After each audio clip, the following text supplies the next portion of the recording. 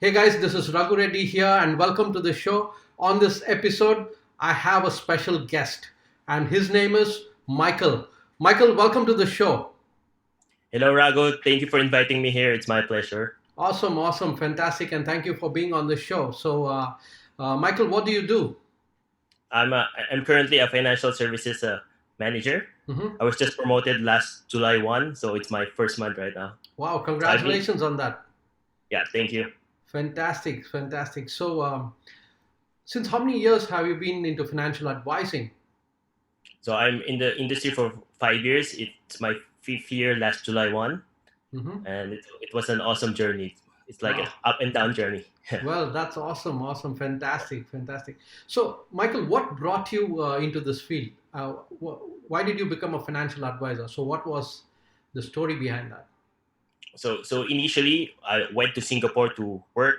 So I worked in a restaurant for quite a while, Hmm. and I've met this guy Meds, my advisor, and the Hmm. same, and currently my colleague and my friend right now. Hmm. So he introduced me about insurance. So I bought life, accident, and hospitalization plan for him, Hmm. and I see that the plan is really great. The company is great as well. Hmm. So I decided to join him in the industry. Hmm. Well, what really triggered you to become a financial advisor? I mean, there were many options, right? You could Yeah. have become a real estate agent or any other field. So, Why did you select financial advising? So I've chosen to be a financial advisor basically because of my experience. Hmm. So my family background in Philippines, some of my relatives got cancer, heart diseases, Hmm. and there were some problems financially. And Okay. at the same time, uh, when I first worked for my first job, I'm not really sure how to handle money Hmm. and and how to invest, how to uh, how to start. So Hmm. I started studying. So during my time when I was working in a restaurant, Hmm. I started reading books about finances, budgeting, proper mindset. And it's very timely that I met this guy Meds who introduced me in Hmm. the insurance field. So that's when I decided to join. Well, that's awesome, Yeah, fantastic. So yeah. you have been continuously, being awarded MDRT, right? Yes, correct. So how many MDRTs have you reached until now? How many Now times? it's my third year now. Wow, fantastic, I awesome, just hit my third MDRT this year. awesome, awesome. So but reaching MDRT is one thing, that milestone, but you would have faced a lot of struggles, right? Yes, yes. So question is, how did you overcome those barriers and that struggle? Uh, initially it's when I first started, it's very hard because I Hmm. don't really have the warm market. Hmm. But what I did is I always think about the benefit of my clients. Hmm. Because if you think about the benefit of the clients, everything will just follow. I Hmm. just keep doing what I need to do Hmm. because this industry is about game of numbers. The Hmm. more you talk to people, the wider your network will expand. Hmm. The more cases you will close. So for me, game of numbers is very important, and always put the client's need first. Hmm. Yeah. Well, that's awesome, awesome, fantastic, fantastic. So, what really drives you? Actually, what really drives me is my family in the Philippines. They are my why, because I believe that if your why is powerful, the how will be easy. Mm-hmm. So every time I feel lazy, I feel like I don't want to work, I don't want to meet people. I always think about them. I have Mm-hmm. my dream board where there is my dream car, dream house, the family, my mom, my brother, my dad, who are my inspiration. So your why can be your spouse, can be your child, can be your Mm-hmm. children, your dream house can be your dream car. So I believe that knowing your why is very important. Well, that's really fantastic. Yes, exactly, knowing your why. So, it's very interesting that you talked about the dream board. So, tell us more about your dream board. So, how do you use it?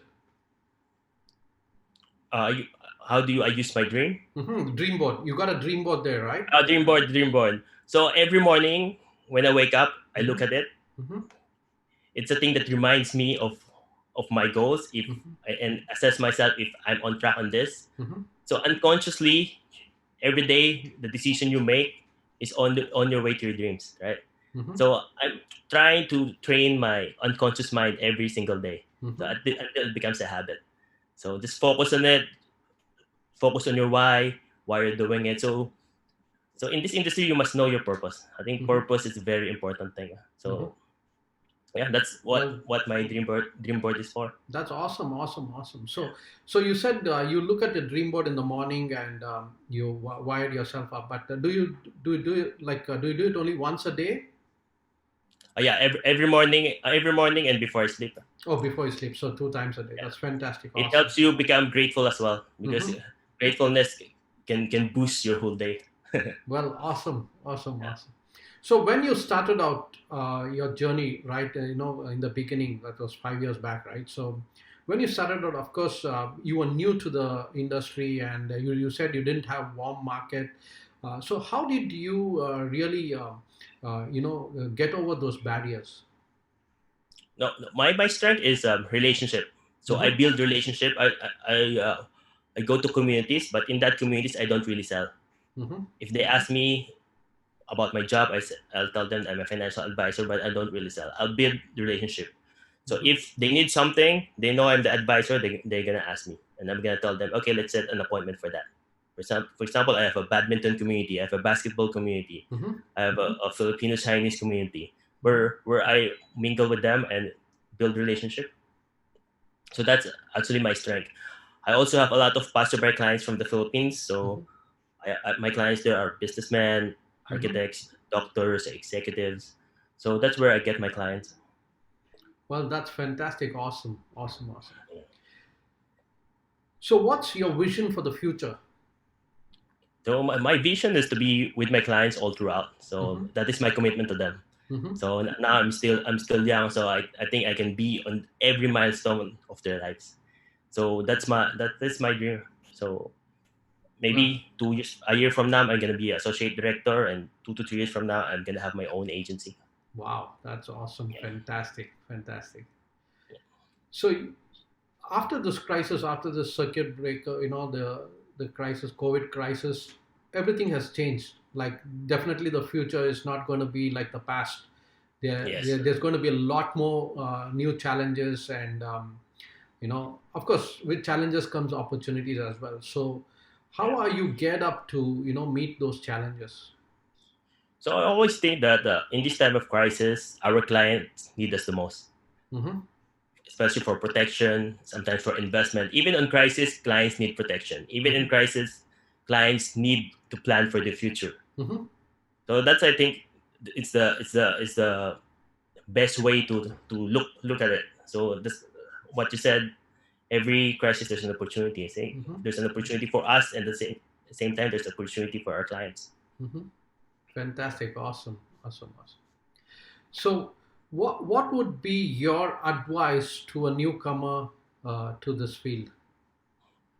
For the newcomers, my first advice would be focus on the needs of the clients, and everything will follow. Don't Mm-hmm. focus on yourself.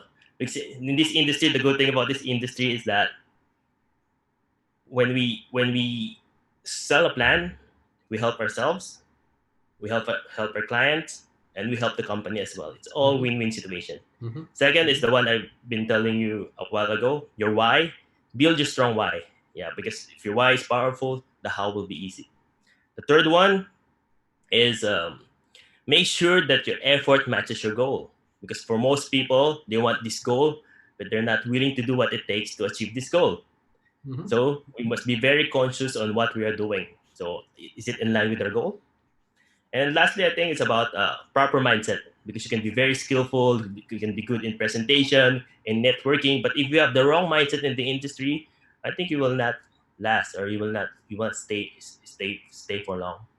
Mm-hmm. I think that's the piece of advice can give to all of the newcomers. And of course, invest in yourself. If you invest in yourself, you learn something new, you can share it to your clients. It's a win-win situation. Fantastic. So, do you have a specific niche that you serve, specific group of people that you serve? Yeah, mostly my clients here in Singapore are foreigners, Mm-hmm. mostly Filipinos, but I have Myanmar, Thai, Mm-hmm. Vietnamese, some expats, and I have a lot of clients from Philippines as well. So they go here to sign and have their checkups. So that's actually my market.